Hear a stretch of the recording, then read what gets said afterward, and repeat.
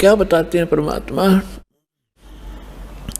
कबीर हरि के नाम बिना ये नार कूतिया हो, गली गली भौंकत फिरे भाई टोक न डाले कोई।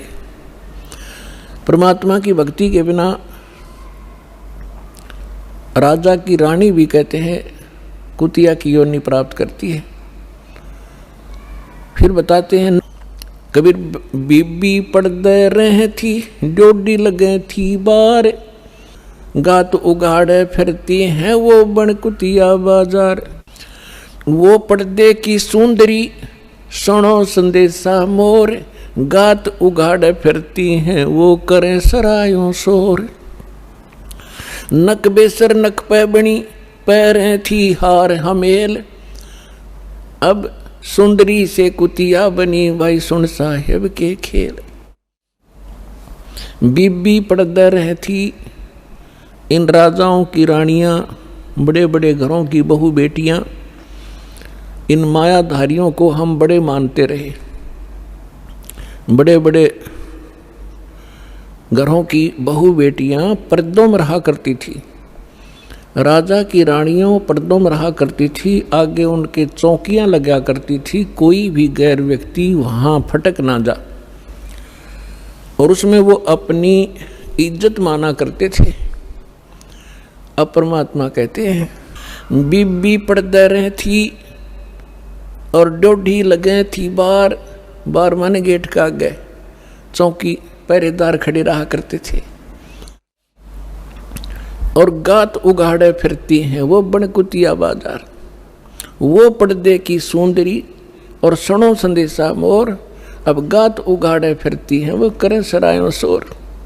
नक बेसर नक पे बनी वो पैर थी हार हमेल, और सुंदरी से कुतिया बनी, कैसा स्वरूप बिगड़ गया, और सुन साहेब के खेल। अपने आत्मा ये बातें कोई कहने और सुनने तक सीमित नहीं रखनी है, इनको अपने हृदय में जचाना है और इस पे बहुत विवेचन करना है। परमात्मा ने ये शब्द क्यों कहे? विचारणीय विषय है कि जो बड़े घरों की बेटियां बहुएं, उनको घर से बाहर जाना अलाउड नहीं था, उनकी इज्जत का नाश हुआ था, और जिस कारण से वो सत्संग और संत के विचारों से वंचित रही। जब वो रानी थी, सुंदर गहने पहना करती थी, आभूषण पहना करती थी, काजू किशमिश और बादाम युक्त हलवे और खीर खाया करती थी, क्योंकि उनके पूर्व जन्म की कमाई शुभ संस्कार उनके साथ थे। भविष्य में कोई चार्जर लगा नहीं, भविष्य में कोई उनको ऐसा संत मिला नहीं, भक्ति करने ज्ञान सुनने का कोई अवसर ना मिलने से उन्होंने मानुष जीवन बर्बाद कर दिया।